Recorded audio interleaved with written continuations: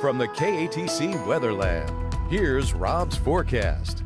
Welcome back. Well, it is that time of year. Dew points on the rise. So let's get over to the chroma key wall and let's talk about our dew point levels. Now, we've been in the 50s for the most part, which is the comfortable zone. But by later on this evening, starting to feel it as we head into tomorrow and the days ahead between uncomfortable and oppressive. We're going to see dew points getting into the low to mid 70s, and once they're there, they're not going away. And with higher dew points, we'll see some more clouds and eventually some showers and thunder showers as well. So let's get into the rain coverage and timing based on the model data. Now, this is what's making it difficult. A lot of what we call the numerical model data is giving us a good chance of showers and storms, but some of the deterministic models, like the HER model I'm going to show you, the graph model, not showing a whole lot in the way of shower activity. But here we go into Friday. The models tend to favor, at least for the towns in Lafayette, anywhere between a 30 to 60% chance of scattered showers and thunder showers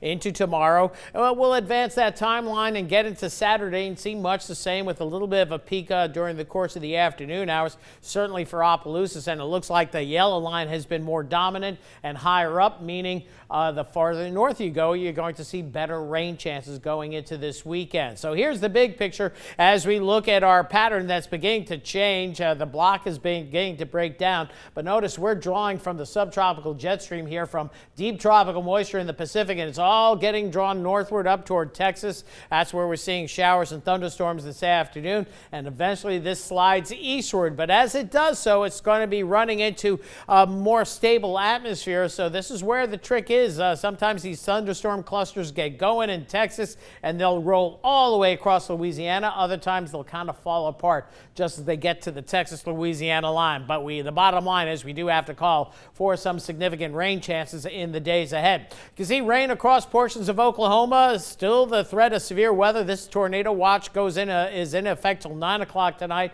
Farther south in the yellow, it's a severe thunderstorm watch that has just been posted, and that goes till 11 o'clock tonight. But you can see a few individual thunderstorms west of Wichita Falls, and then we'll work our way down to the south all the way through the hill country, and got one cell by Del Rio that we have a severe thunderstorm warning for, and that may get extended as well. So bottom line, what develops in Texas, eastern Texas, will be knocking on our door as we head into tomorrow, and the models pick up on some of that activity. You see it back to the west of us. Here we are at midnight, but as it rolls toward Louisiana, it does weaken a bit, but does show best rain chances along and north of I-10, at least tomorrow morning. And then I think we see something fire up during the course of the afternoon. But in this type of pattern, you'll have a cluster of thunderstorms. It's stormy for an hour or two. The sun comes out, it quiets down for 4 or 5 hours, and then you see another round of showers developing. And that's what we're probably going to see. And again, the model data not really reflecting what we're going to see. And then again, another round of storms possible anytime, day or night, in this type of pattern.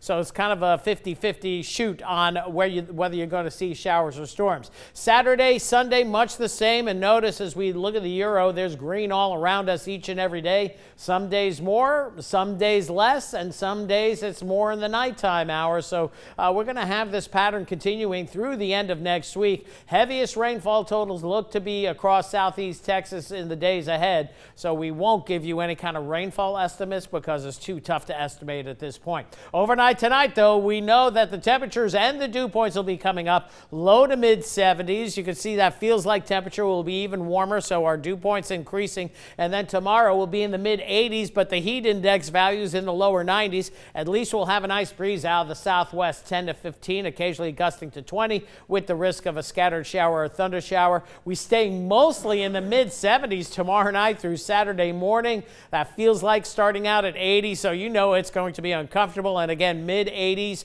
upper 80s possibly, with the risk of those scattered showers and storms. So 71 the overnight low tonight, a southerly breeze, maybe a passing shower toward daybreak tomorrow, but don't bet on it. And then tomorrow, certainly more humid, more clouds with a breezy afternoon, scattered showers and a few thunderstorms in the mix. It's a 50-50 proposition. Some models going 60%, others going about 40, so we're splitting the difference. And that's going to be the story as we move forward throughout the weekend, going into next week. And some of those days we're going to be pushing 90 degrees with the humidity. Hello, summer.